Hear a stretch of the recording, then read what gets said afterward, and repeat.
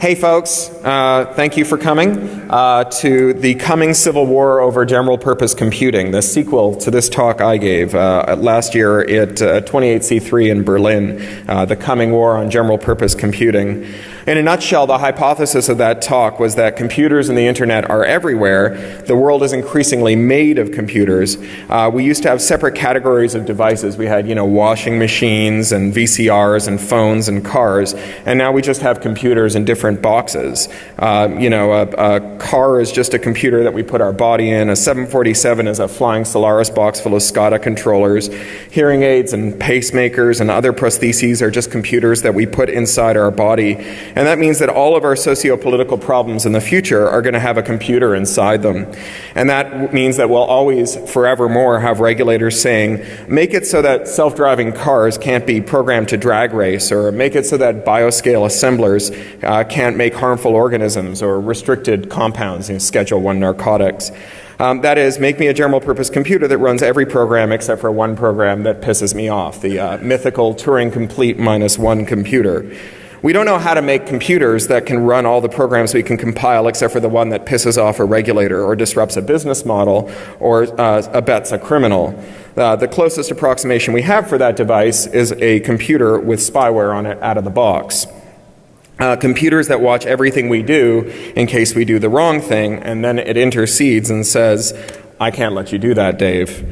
A computer that runs secret programs designed to be hidden from the owner of the device, which the device can't override, which the owner can't override or kill, DRM, in other words. These computers are a bad idea for two significant reasons, or at least two that I can think of. The first one is that they don't solve problems. Breaking DRM is not hard for bad guys. The copyright war's lesson is that DRM is always broken with near immediacy. Because DRM only works if the I can't let you do that, Dave program remains a secret. Once the most sophisticated attackers in the world liberate that secret, it's available to everyone else too. The second reason is that DRM has inherently weak security and makes all of our security overall more weak. Certainty about what software is on your computer is fundamental to good computer security. If you're not allowed to know what software is running on your computer, then you can't make it secure. Designing the I can't let you do that, Dave facility into computers creates an enormous vulnerability that anyone who hijacks that facility can do things to your computer that you can't find out about, much less override. And once a government has solved a problem with DRM, there's this perverse incentive to make it illegal to tell people things that might undermine the DRM. Things like, this is how DRM works. Or there's a flaw in this DRM that would let an attacker secretly switch out your webcam and listen through your mic. I've had a lot of feedback from various distinguished computer scientists, technologists, civil libertarians, and security researchers after this talk. And I believe that within those fields, within the field of people who agree broadly that owners should be allowed to control what runs on their device, there is a widespread consensus that all things being equal, computers are more secure, and society is better served when the owners of computers can control what software runs on them. But let's examine for a moment what that would actually mean, how you design computers so that owners know what's running on them. Most computers today are fitted with TPMs, Trusted Platform Modules. This is a secure coprocessor mounted on the motherboard, and the specification of these TPMs are published, and an industry body certifies compliance with those specifications.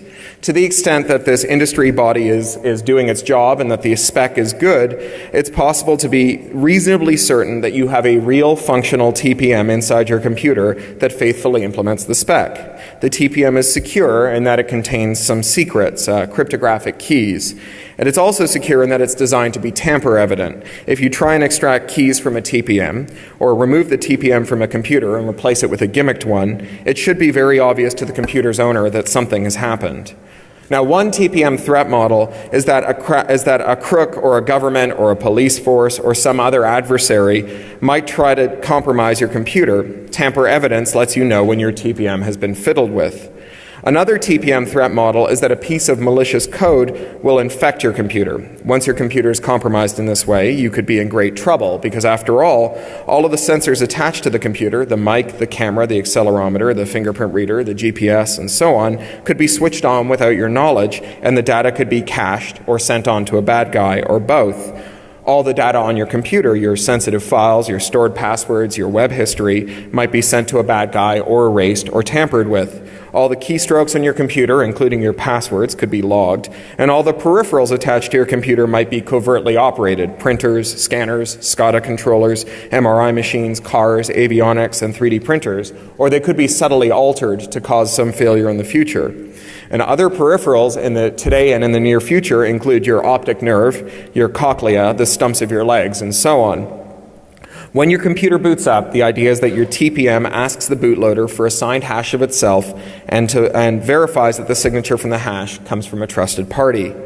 Once you trust the bootloader to faithfully perform its duties, you can ask it to check the signatures in the operating system and then ask the operating system to verify the signatures on your programs and so on, ensuring that you know which programs are running on your computer and that any programs running in secret have managed that trick by leveraging a defect in the bootloader, operating system, or other components, and not because a new defect has been inserted into your system to create a facility for hiding things from you. This always reminds me of Descartes. He starts off by saying that he can't tell what's true and what's not because he's not sure if he really exists and whether his senses are faithful. He finds a way of proving that he exists and that he can trust his senses and that his faculty for reason. And having found that tiny nub of certainty, that thing that he knows that he exists and that his reason is good, he can build an entire stable edifice that he can hang the entire theory of the world off of. Now that TPM is like that nub of stable certainty. If it's there, it can reasonably inform you about the code on your computer and be reliable in doing so. Now, you may find it weird to hear someone like me talking warmly about TPMs. After all, TPMs are the technologies that make it possible to lock phones, tablets, consoles, and even some PCs so that they can't run software of their owner's choosing. Jailbreaking usually means finding some way to subvert or disable a TPM. Now, why on earth would I want TPMs in my computers? As with everything important, the devil is in the details. Imagine for a moment two different ways of implementing TPMs. The first is lockdown. In a lockdown scenario, your TPM comes with a set of signing keys that it trusts, and unless your bootloader is signed by a TPM trusted party, you can't run it. And since the bootloader determines what OS launches, you don't get to control your software on your machine. But the second mode is certainty. You tell your TPM which signing keys you trust. So you trust them from Canonical, EFF, ACLU, and WikiLeaks. And it tells you whether or not the bootloaders it can find on your computer have been signed by any of those parties. It can faithfully report the signature on any other bootloaders it finds, and it lets you make up your own goddamn mind about whether you want to trust any or all of the above. Approximately speaking, these two scenarios correspond to the way that iOS and Android work. iOS only lets you run the Apple-approved code. Android lets you tick a box to choose the code that you want. But critically, Android lacks an important facility. It can't do the little bit of crypto work necessary on the software before boot time to tell you whether or not the code you think you're running is actually the code you are running. It's freedom without certainty. Now, in a world where the computers that we're discussing can see you and hear you, where we insert our bodies into them when they fly our planes and drive our cars, where they're surgically implanted inside us, certainty becomes a very big deal. Which is why I like the idea of a TPM, assuming that it's implemented in that certainty mode and not in the lockdown mode. Now, if that's not clear, think of it this way. The war on general-purpose computing is what happens when the control freaks in government and industry demand the ability to remotely control our computers.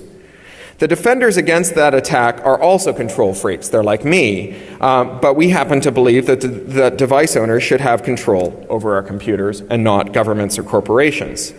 Both sides want control, but they differ on which side should have control. Now, control requires knowledge.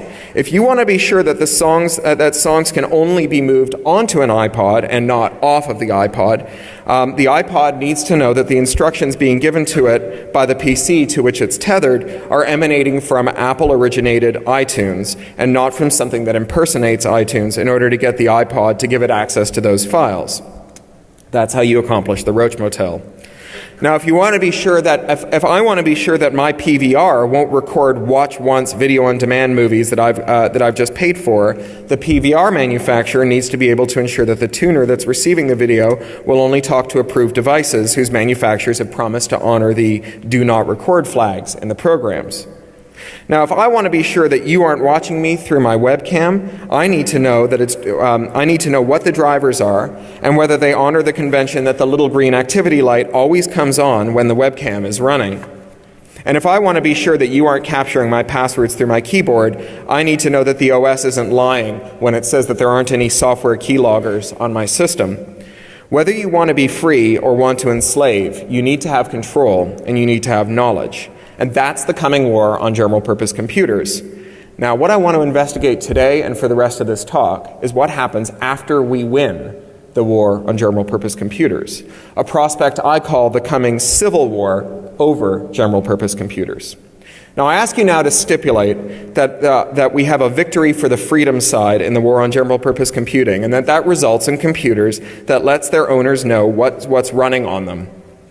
Because the computers would faithfully report the hash and associated signatures for their bootloaders, and then the owners could control what was running on their computers, because the computers would allow their owners to specify who was allowed to sign the bootloaders, the OS, and so on. Victory in the war. Now, there are two arguments that we can make for why that would be a good outcome.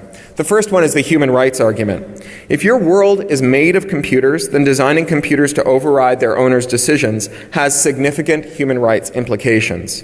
Today, we worry that the Iranian government might demand import controls on computers so that only those capable of spying on people are operated inside its borders. Tomorrow, we might worry about whether or not the British government, notorious control freaks, would demand that when the NHS funds your cochlear implants, that they're designed so that they can't hear extremist speech, or that they log it and report it, or both. Now, that's the first argument, human rights. The second argument is the property rights argument. Now, we like the doctrine of first sale. It's an important piece of consumer law. It says that once you buy something, it belongs to you, and you should have the freedom to do anything you want with it, even if that hurts the vendor's interests. DRM opponents like me, we like saying if you bought it, you own it. Property rights are an incredibly powerful argument to have on your side, especially in America, where strong property rights enforcement are seen as the foundation of all social remedies. This goes double for Silicon Valley, where you can't swing a cat without hitting a libertarian who believes that the major or only role for government is to enforce property rights and the contracts around them. Which is to say that if you want to win a nerd fight, property rights are a powerful weapon to have in your arsenal. And not just nerd fights, policy fights too. That's why copy fighters hate the term intellectual property, this being a synthetic, ideologically loaded tune popularized in the 1970s as a replacement for regulatory monopolies, which is what we used to call intellectual property. It's a lot easier to convince a government that your property needs defending than that your monopoly isn't big enough or expansive enough. Now, this is where the Civil War part comes in. Human rights and property rights both demand that computers not be designed for remote control from governments and corporations and so on. That is, that owners should be allowed to specify what OS they're going to run, to freely choose the nub of certainty from which they will suspend the scaffold of their computer's security. Remember that security is relative. You are secured from attacks on your ability to freely use your music if you can control your computing environment, which erodes the music industry's security to charge rent on a use-by-use basis for your purchased music. If you get to choose the nub from which the scaffold will dangle, you get control and the power to secure yourself against attackers. If the Recording Industry Association of America or the government or Monsanto get to choose the nub, they get to control and they get the power to secure themselves against you. So we all agree that at the very least, owners should be able to know and control what happens on their computers. But what about users? Users of computers don't always have the same interest as owners of computers. And increasingly, we will all be users of computers that we don't own. Now, where you come down on the conflicts between owners and users of computers will end up being one of the most meaningful ideological questions in technology's history. And there's no easy answer I know of for guiding these decisions. I'm going to spoiler my own talk. Usually my talks end with calls to action. Here's what we should do next. This talk doesn't have that because I don't know what to do next, which is why I'm presenting it to this audience, because I hope you'll have some ideas. Now let's start with a position we'll call property maximalism. If it's my computer, I should have the absolute right to dictate the terms of use to anyone who wants to use it. If you don't like my terms, don't use my computer, find someone else's. Now, how would that work in practice? We'd use some combination of initialization routine, tamper evidence, law, and physical control. For example, when you turn on your computer for the first time, you might initialize a good secret password, possibly signed by your private key. Now, without that key or password, no one is allowed to change the list of trusted parties from which your computer's TPM will accept bootloaders. And we could make it against the law to subvert this system for the purposes of booting operating systems that the device's owner has not approved. That would be a pretty cool law in some ways. It would make spyware incredibly illegal, and it would also ban secret initialization of DRM. We could design the TPM so that if you remove it or tamper with it, it's really obvious. Give it a fragile housing, for example, that's hard to replace after the time of manufacture, so that it's really obvious to a computer's owner if someone has modified the device, possibly putting it in an unknown and untrustworthy state. And we could add some kind of additional security to the computer's housing, strong physical locks and human guards and so on. Now, I can see a lot of benefits from this, but there are unquestionably downsides as well. Think for a moment about self-driving cars. There are a lot of these around, of course. They come out of Google and elsewhere, and it's easy to understand how, on the one hand, self-driving cars would be incredibly awesome. After all, we are, collectively as a species, terrible drivers. Cars kill the shit out of us. Seriously, it's the #1 cause of death in America for people aged 5 to 34. Now, I've been hit by a car, and I've also cracked up a car, and I'm willing to stipulate that I have no business behind the wheel. It's also easy to understand how we might be nervous about people homebrewing their own self-driving car firmware. On the other hand, on the one hand, we'd want the source for all of our cars to be open so that we could subject it to rigorous scrutiny and make sure that it's doing what it says it does and as free from flaws and defects as it can be. And on the other hand, though, it would be plausible to say cars are safer if they use a locked bootloader that only trusts government-certified firmware that comes from the Department of Motor Vehicles. And now we're back to whether or not you get to decide whether your computer is doing what you want it to do. Now, there are a couple of problems with this solution of locking car firmware. The first one, of course, is that it won't work. It won't work for the same reason that DRM doesn't work in the copyright wars. Firmware locks are just not effective against determined adversaries. People who want to sow some mayhem with their custom firmware will always be able to. What's more, this is not a good security approach. If vehicular security models depend on all other vehicles being well behaved and no unexpected behaviors arising, we are all dead meat. Self-driving cars must be conservative in their approach to their own conduct and liberal in their expectation of other people's conduct. This is the same advice you got on day one of driver's ed, and it's good advice whether you're driving the car or the computer is driving the car. But there's another problem with it. It's a wider social problem, and it's that this solution of locking car firmware invites some very sticky and ugly parallels. Remember the old days when we talked about the information superhighway, and you heard lots of people from the record and movie industry talking about driver's licenses for the information superhighway? If we can justify securing our physical roads by demanding that the state or a state-like entity gets to certify the firmware of the devices that cruise on its lanes, how could we articulate a policy explaining why the devices on our equally vital metaphorical roads with comparable firmware locks for PCs, tablets, and other devices should not be controlled by the government as well? After all, the general purpose network means that MRIs, spaceships, air traffic control systems, and so on all share a single information superhighway with Game Boys, Arduino-linked fart machines, and dodgy voyeur cams sold by spammers who make them in the Pearl River Delta. And consider avionics and power station automation. This is an even trickier one. If the FAA mandates a certain firmware for 747s, it's probably going to want those 747s designed so that only the FAA can choose what bootloader runs on the 747.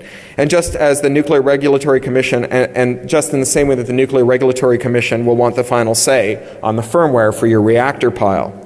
Now, this may be a problem for the same reason that a ban on modifying car firmware is. It establishes the idea that allowing the authorities to control your software load is a good way to solve our social problems.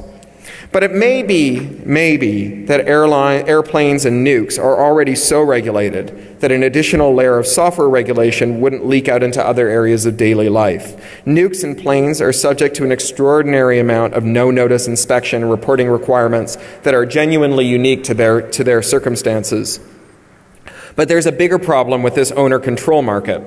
What about the people who only use computers and not the people who own computers?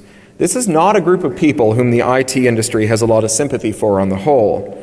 An enormous amount of energy has been devoted to stopping non-owning users from inadvertently breaking the computers they're using by downloading menu bars, typing random shit they find on the internet into their terminals, plugging in malware-infected USB devices, disabling the firewall, installing plugins, adding repositories, adding certificates to the machine's or browser's trust root, punching holes in the network perimeter by accident, accidentally connecting networks that are required to remain separate, such as the sensitive internal network and the untrusted external network, and to stop users from deliberately doing bad things like installing keyloggers and spyware to attack future users, misappropriating secrets, snooping on the network traffic, deliberately breaking their machines, deliberately punching holes in the network perimeter, deliberately disabling the firewall, and deliberately interconnecting networks that are supposed to remain separate.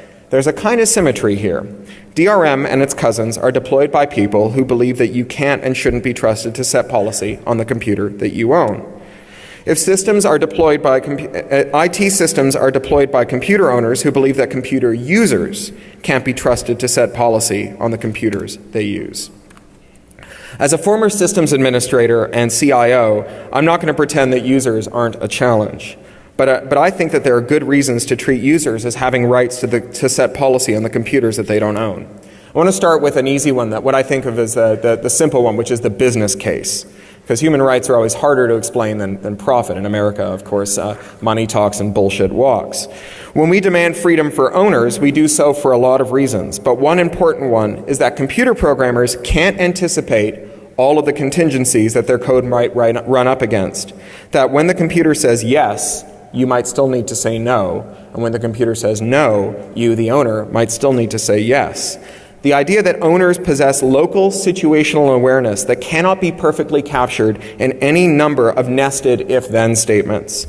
This is where communism and libertarianism ironically converge. Now, this guy, Friedrich Hayek, who's kind of the archduke of capitalist thought, believed that expertise was diffuse and that you were more likely to find the situational awareness necessary for good decision-making very close to the decision itself. Devolution gives better results than centralization. And then there's this guy. Marx believed that in the legitimacy of workers' claims over their working environment, saying that the contribution of labor was just as important as the contribution of capital, and demanded that workers be treated as the rightful owners of their workplace with the power to set policy there. For totally opposite reasons, both of these guys believed that the people at the coalface should be given as much power as possible. The death of mainframes was attended by an awful lot of concern over users and what they might do in the enterprise. In those days, users were even more constrained than they are today. They could only see the screens that the mainframe let them see and only undertake the operations that the mainframe let them undertake. When the PC and VisiCalc and Lotus 123 appeared, employees actually risked being fired by bringing these machines into the office or bringing home office data to use on these machines, because they had a computing need that couldn't be met within the constraints set by their company and its IT department, and because they didn't think that the legitimacy of their needs would be recognized. The standard response to any such request is usually, our regulatory compliance prohibits you from computing the way that you need to do your job, or if you do your job that way, we won't be able to make sure that you've done it right, or you only think that you want to do your job that way, or it's impossible to make computers do what you think that you need them to do, or simply our corporate policy prohibits this. Now, some or all of these reasons might be true, though often they aren't. And even when they are true, they're the kind of soft truths that we give bright young geeks millions of dollars in venture capital to falsify, while middle-aged administrative assistants get written up by HR for trying to do the same thing. The personal computer arrived in the enterprise through the back door, over the objections of IT, without the knowledge of management, at the risk of censure and termination, and it made the companies that fought it billions, trillions. The reason that giving workers more powerful, more flexible tools was good for their companies is that people are generally smart and they generally want to do their jobs. And because they all know stuff that their bosses don't know. As an owner, you don't want the devices you buy locked because you might want to do something that the designer didn't anticipate. And employees don't want the devices they use all day locked because they might want to do something that the IT department didn't anticipate. This is the soul of Hayekism and of the free market, that we're smarter at the edge than we are in the middle. Now, the business world pays a lot of lip service to Hayek's 1940s ideas about free markets. But when it comes to freedom within the companies that they run, they're stuck a good 50 years earlier, mired in the ideology of a guy named Frederick Winslow Taylor and his scientific management. Now, he had the idea that workers were just particularly unreliable kinds of machines whose movements and actions should be scripted and constrained by all-knowing management consultants who would work with the equally wise company bosses to determine the one true way to do their job best. In other words, the ideology that let Toyota cream Detroit's Big Three during the car wars in the 1980s. So, letting enterprise users do stuff that they think will allow them to make more money for their companies sometimes makes their companies more money. And also, scientific management is about as scientific as trepanation or Myers-Briggs tests. The business case for user rights is a good one, but I really just wanted to get it out of the way so that I could get down to the real meat of this talk. The human rights dimension of user rights. Now, this may seem a little weird on its face, but bear with me. This is a guy named Hugh Hare. Earlier this year, I saw a talk by him. He's the director of the biomechatronics group at the MIT Media Lab. Some of you have probably seen him do a talk. He's got some TED Talks on YouTube. It's electrifying. Now, he starts out by showing a bunch of slides of cool prostheses that they're building in the lab, legs and feet and hands and arms. Each device that uses, even this device, they use focused magnetism to suppress activity in the brains of people with untreatable severe depression to an amazing effect. And then he shows this slide. This is a slide of him climbing a mountain, and you can see that he's buff and he's clinging to the rocks like a gecko, and it's pretty awesome.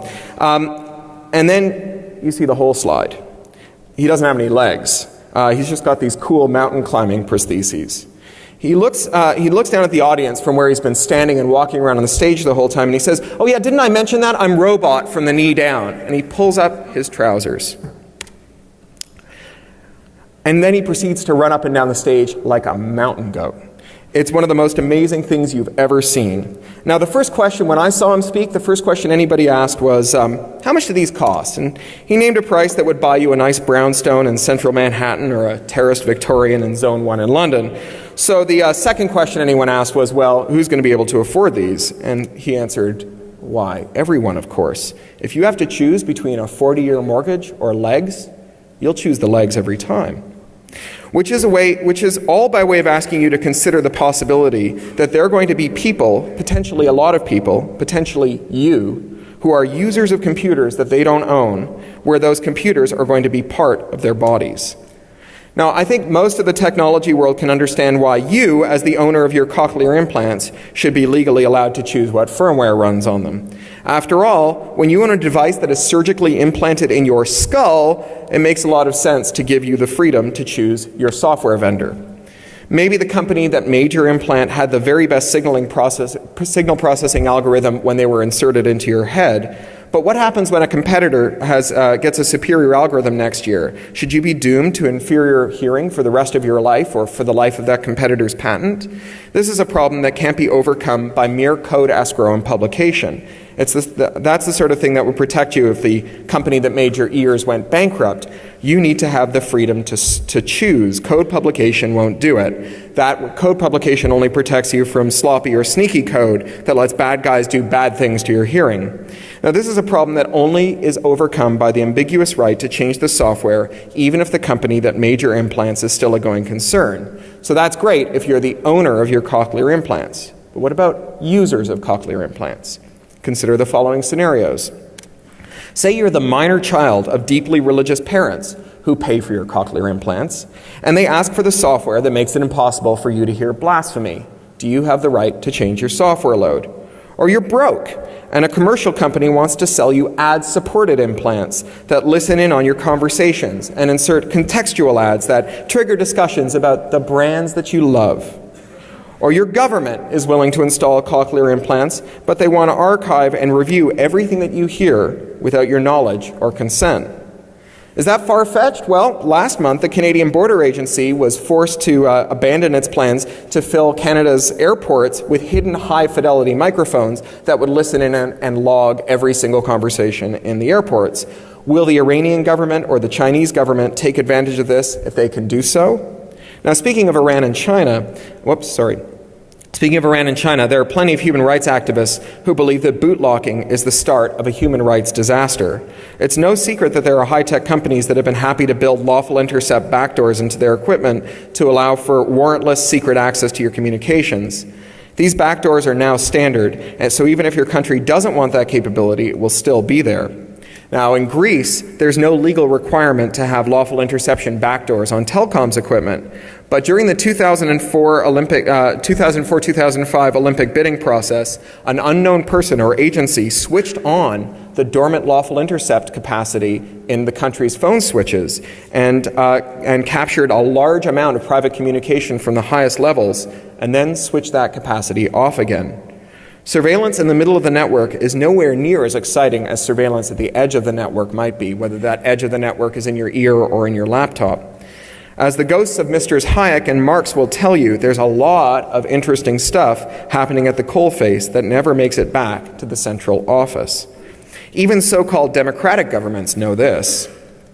That's why the Bavarian government illegally installed this Bundestrojaner, state Trojan, on people's computers, gaining access to their files and keystrokes and much else besides. It's a safe bet that totalitarian governments will happily take advantage of bootlogging and move the surveillance right into the box. You may not import a computer into Iran unless you limit its trust model so that it only boots up operating systems with lawful intercept backdoors built right into the machine.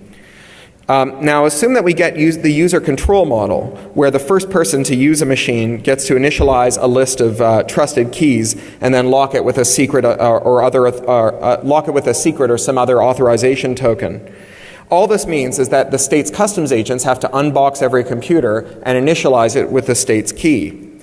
Now, maybe you'll be able to do something that overrides that trust model, but by design, this system will be heavily tamper-evident, meaning that a secret policeman or an informant can tell at a glance whether you've locked the state out of your system. And it's not just repressive states, of course. Remember that there are 4 major customers for existing censorware, spyware, lockware, and surveillance. There's repressive governments, there's large corporations, and then there's schools. And finally, paranoid parents. That is to say, the technical needs of helicopter parents, school systems, and enterprises are convergent with the governments of Syria and China. They may not have the same ideological ends, but they have awfully similar technological means to achieve their individual ends.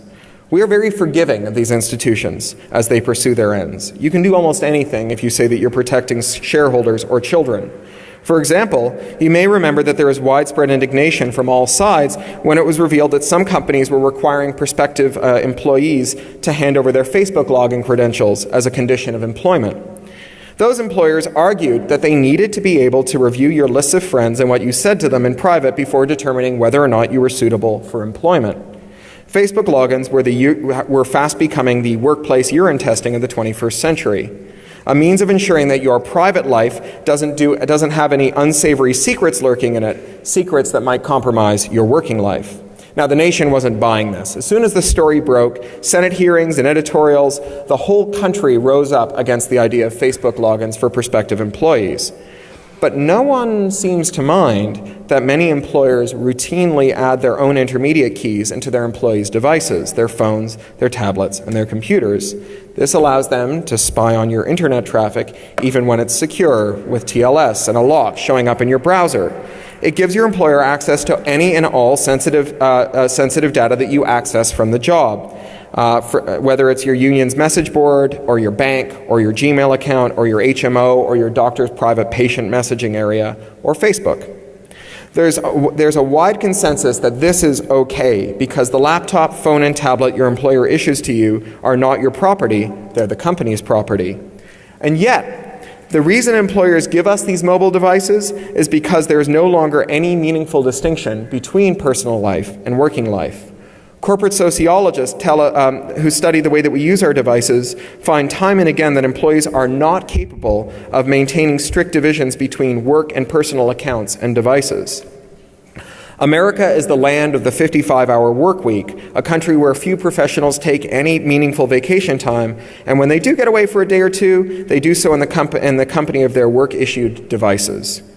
Even in traditional workplaces, we recognize the human rights of workers. We don't put cameras in the toilets to curtail employee theft.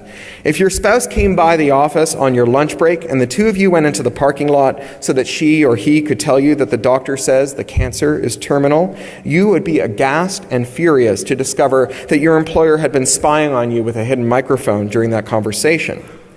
But if you use your company laptop to access Facebook on your lunch break, wherein your spouse conveys to you that the cancer is terminal, the exact same message, you're supposed to be okay with the fact that your employer has been running a man-in-the-middle attack on your machine and now knows the most intimate details of your life. There are plenty of instances in which rich and powerful people, and not just corporate peons and children and prisoners, will be users instead of owners. Every car rental agency would love to be able to LoJack the cars they rent to you. Remember that a car is just a computer you insert your body into. Not to mention that they would love to log all the places you've been to for marketing purposes and analytics. There's money to be made in finagling the GPS in the rental car to ensure that your routes always take you past certain billboards or restaurants. But in general, the poorer and younger you are, the more likely that you are to be a tenant farmer in some feudal lord's computational lands. The more likely that your legs will simply cease to walk if you get behind on payments on them. Meaning that any thug who buys up your debt from a payday lender can literally and legally threaten to take your legs away, or your eyes, or your ears, or your arms, or your insulin, or your pacemaker, if you don't come up with the next payment. Before I discussed how owner override would work, some combination of physical access control and tamper evidence designed to give owners of computers the power to know and control what bootloader an OS was running on their machines. Now, how would a user override work? I think effective user override would have to leave the underlying computer intact, so that when the owner took it back, she could be sure that it was in the state that she believed it to be in. In other words, we need to protect users from owners and owners from users. Here's one model for it, and I say that saying that with the free stipulation that I'm not a cryptographer and not a security expert, in the hopes that some of you will tell me how I'm wrong and how to improve on this idea. Now imagine that there's a bootloader that can reliably and accurately report on the kernels and OSs it finds on the drive. This is a prerequisite for any of these control situations, whether it's the government or corporations controlling how you use your computer, you controlling how you use your computer, or users controlling how they use the computers they use. So one way or another, I believe that we're going to end up with this in our systems. Now, give the bootloader the power to suspend any running OS to disk, encrypting all its threads and parking them. And then the power to select another OS from the network or from some external drive. So I walk into an internet cafe and there's an OS running that I can verify. I can be sure that this is the bootloader that I think it is. And I can see right away that it has a lawful interception backdoor for the police. It stores all my keystrokes, all my files, and all my screens in an encrypted blob that the state can decrypt. Now, say I'm an attorney or a doctor or a corporate executive or just a normal human who doesn't like the idea of his private stuff being available to anyone who's friends with a dirty cop who will decrypt that blob for him. So I do some kind of three-finger salute with the F keys, and I drop into a minimal bootloader shell, one that invites me to give the net address of an alternative OS or insert some kind of drive. The cafe owner's operating system is parked. I can't see inside it anymore. But the bootloader can assure me that it is dormant and not spying on me as the OS fires up. And when it's done, all my working files are trashed, and the bootloader confirms that too. Not just because this keeps the computer's owner from spying on me, but because this keeps me from leaving malware that attacks the user's owner. There will be technological means of subverting this, but there is an enormous world of difference between starting from a design spec that aims to protect users from owners and owners from users than one that says that users must always be vulnerable to the owner's dictates. Fundamentally, this is the difference between freedom and openness, between free software and open source. This is where the war between free and open acquires some real shooting munitions. Now, human rights and property rights often come into conflict with each other. For example, in most places, landlords aren't allowed to enter your home without adequate notices, and in many places, hotels can't throw you out if you overstay your reservation, provided that you pay the rack rate posted on the door. Or think of repossession of leased goods. Cars, for example. These are limited by procedures that require notice and the opportunity to rebut claims of your delinquent payments. Now, when these laws and procedures about human rights and property rights get streamlined to make them easier for property holders, we often see human rights abuses. Robo-signing eviction mills that use fraudulent declarations to evict homeowners who are caught up on their mortgages or who don't have any mortgage at all. The potential for abuse in a world of computers is much greater. Your car might drive itself back to the repo yard, or your high-rise apartment building's elevators switch themselves off, as do their climate systems, stranding thousands of people until a disputed license payment is settled. This has already happened with multi-level parking garages. Back in 2006, the 314-car robot parking model RPS 1000 garage in Hoboken, New Jersey, took all of their cars and its guts hostage. It locked down the software until the garage's owners paid a disputed license payment. They paid it even though they maintained that they didn't owe it, because what the hell else were they going to do? And what will you do when your dispute with a vendor means that you go blind or deaf or lose the ability to walk or become suicidally depressed? The negotiating leverage that accrues to owners over users is total and terrifying.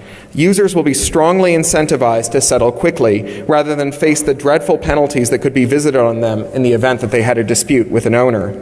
And when the owner of the device is a state or a state-sized corporate actor, the potential for human rights abuses skyrockets. This is not to say that owner override is an unmitigated evil. Think of the smart meters that can override your thermostat at peak loads. These allow us to switch off coal and other dirty power sources that can be that are varied at peak times. But they work best if the users, the homeowners who've allowed the power company to install them, can't override the meters. What happens, though, when griefers, crooks, or governments try to quell popular rebellion using these meters to turn off heat during a 100-year storm or cranking heat up during a heat wave? The HVAC system in your house can hold the power of life and death over you. Do we really want it designed to allow remote parties to do stuff with it even when you disagree with them? The question is, once we create a design norm of devices that users can't override, how far will it creep? Especially risky would be the use of owner override after payday, to offer payday loan-style services to vulnerable people. Can't afford artificial eyes for your kids? We'll subsidize them if you let us redirect their focus to sponsored toys and sugar snacks when you go to the store. But foreclosing on owner override probably means that there will be poor people who will not be offered some technology at all. If I can LoJack your legs, I can lease them to you with the confidence of my power to repo them if you default on your payments. And if I can't, I may choose not to lease you legs at all unless you've got a lot of money to begin with. But if your legs can decide to walk away to the repo depot without your consent, you would be totally screwed the day that muggers, rapists, griefers, or the secret police figured out how to hijack and own that facility. It gets even more complicated, of course, because you are the user of many systems in the most transitory way, whether those are subway turnstiles, elevators, or the blood pressure cuff at your doctor's office, or a public bus or airplane. It's going to be hard to figure out how to create user overrides that aren't nonsensical, like just because I'm sitting in seat 14A, I get to change the firmware load on the airplane. Though we can start by saying that a user is someone who is the sole user of a device for a meaningful amount of time, although of course meaningful is going to be a very contentious issue. This isn't a problem that I know how to solve. Unlike the war on general-purpose computers, the civil war over general-purpose computers seems to present a series of conundra without any obvious, to me, solutions, which is why I'm talking to you about them. These problems may be a long way off, and of course they'll only arise if we win the war on computers first. But come Victory Day, when we start planning out our constitutional Congress for the new world where regulating computers is acknowledged to be the wrong way to solve social problems, let's not paper over the division between property rights and human rights. This is the sort of the division that, while it festers, puts the most vulnerable people in our society in harm's way. Agreeing to disagree on this one is no longer good enough. We need to start thinking about about the principles that will apply when the day comes. Because if we don't start now, it's going to be too late. Thank you.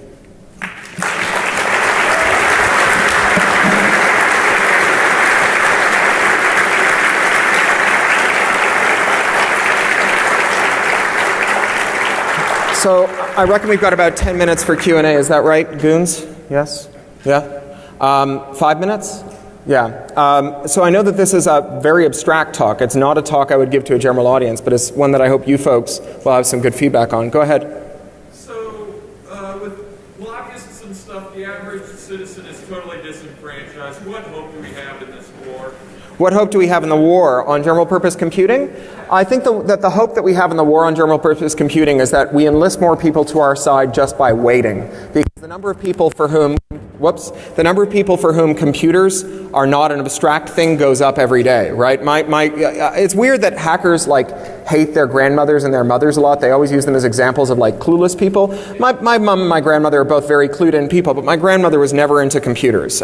She never saw any reason to do so. She types really fast. She was a secretary, but she didn't see any reason to do so until the day I had a kid. And I live in England and my grandmother lives in Canada, and she knew that if she wanted to see her great-granddaughter, she was going to have to learn to use a computer so that we could Skype. All of a sudden, computers became incredibly important to her, and she learned how to use them like that, because that's what you do, right? When there's suddenly a reason to use a computer, you figure out how to use a computer. And for her now, a fight over how an ISP operates, or how competition works in ISPs, or how computers are regulated, or how they're surveilled, or what software she gets to install on her device, all of those questions are now deeply personal.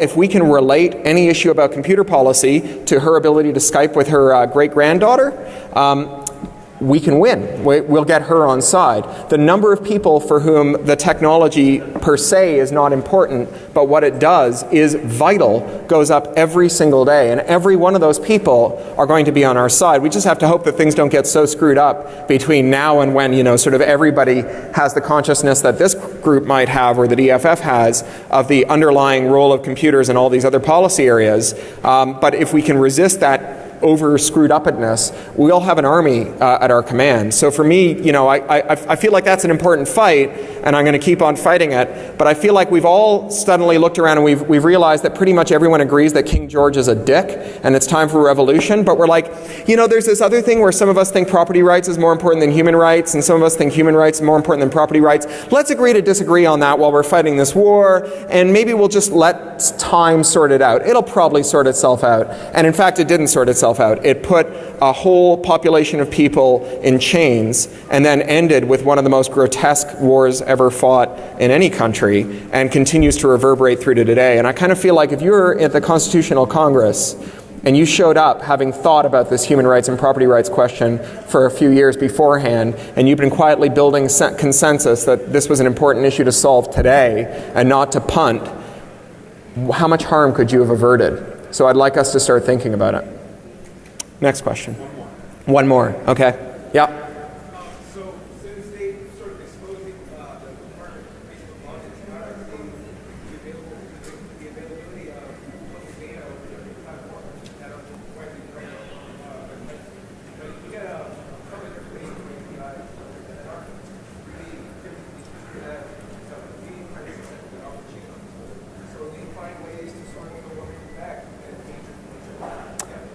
So that's a slightly different. The question is, what about the fact that that Facebook's APIs expose a shitload of data that you've never really thought that you consented to give up, or understood that you've consented? I think that's an important issue, but it's not this one. This one is about the fact that we aren't outraged. We are outraged when an employer says to a prospective employee, tell me your login and password, but we're completely cool with it when they just spy on you once you've been hired to get your login and password, or at least your authentication credentials, because they own the computer that you're using to do it.